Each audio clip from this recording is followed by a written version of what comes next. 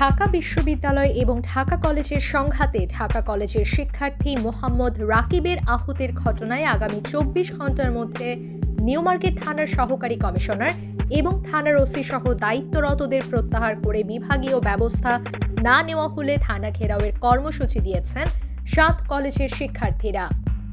সোমবার ঢাকা কলেজ ক্যাম্পাসে সংবাদ সম্মেলনে শিক্ষার্থী মইনুল ইসলাম এ ঘোষণা দেন। সংবাদ সম্মেলনে অধিভুক্তি বাতিল করার দাবি আমলে নেওয়ায় কর্তৃপক্ষকে সাধুবাদ জানিয়ে বলেন, আমাদের বাকি ৫টি দাবি মানার ব্যাপারে কর্তৃপক্ষের কোনো প্রক্রিয়া দেখতে পাচ্ছি না। ইসলামী আন্দোলনের আমিরের সঙ্গে বিএনপির মহাসচিবের বৈঠকে তারা ফ্যাসিবাদ বিরোধী শক্তিগুলো পরস্পর আঘাত করে কথা না বলা সহ 10টি বিষয়ে একমত হয়েছেন। বৈঠক শেষে মির্জা ফখরুল ইসলাম যৌথ সিদ্ধান্তগুলো পড়ে শোনান।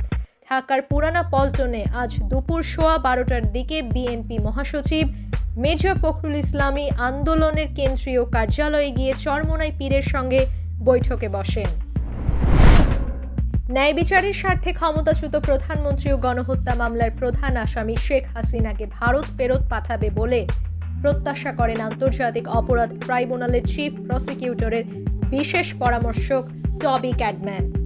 আজ সোমবার চিফ প্রসিকিউটরের সঙ্গে সাক্ষাৎ শেষে সাংবাদিকদের তিনি এ কথা জানান। সাংবাদিকদের এক প্রশ্নের জবাবে টবি ক্যাডম্যান বলেন, এখানে নিরপেক্ষ বিচারের নিশ্চয়তা দেওয়া হবে। এখন দেখার বিষয় ভারত ন্যায় বিচারের পক্ষে দাঁড়াবে নাকি বিচার থেকে রেহাই দেওয়ার পক্ষে দাঁড়াবে। জুলাই আন্দোলনের পর পরিবর্তিত পরিস্থিতির পাশাপাশি বৈশ্বিক নানা সংকট, রাশিয়া ইউক্রেন যুদ্ধের পাশাপাশি নানা কারণে দেশে প্রত্যক্ষ বৈদেশিক বিনিয়োগ কমেছে। তবে শিগগির এই চিত্র ঘুরে দাঁড়াবে বলে জানিয়েছেন বাংলাদেশ রপ্তানি প্রক্রিয়াকরণ এলাকা কর্তৃপক্ষের নির্বাহী chairman major general Abul Kalam Mohammad Ziaur Rahman. সোমবার রাজধানীর গ্রিন রোডে ব্যবসা কমপ্লেক্সে আয়োজিত এক সংবাদ সম্মেলনে কথা বলেন তিনি। মধ্য আফ্রিকার দেশ গণতান্ত্রিক কঙ্গো প্রজাতন্ত্রের পূর্বাঞ্চলের বৃহত্তম শহর গোমার নিয়ন্ত্রণ নেওয়ার দাবি করেছে রুয়ান্ডা সমর্থিত দেশটির জাতিগত তুৎসি নেতৃত্বাধীন বিদ্রোহী গোষ্ঠী M23। সোমবার বিদ্রোহীরা শহরটির নিয়ন্ত্রণ নেওয়ার সময় সেখানে ব্যাপক গোলাগুলি ও সংঘর্ষ হয়েছে।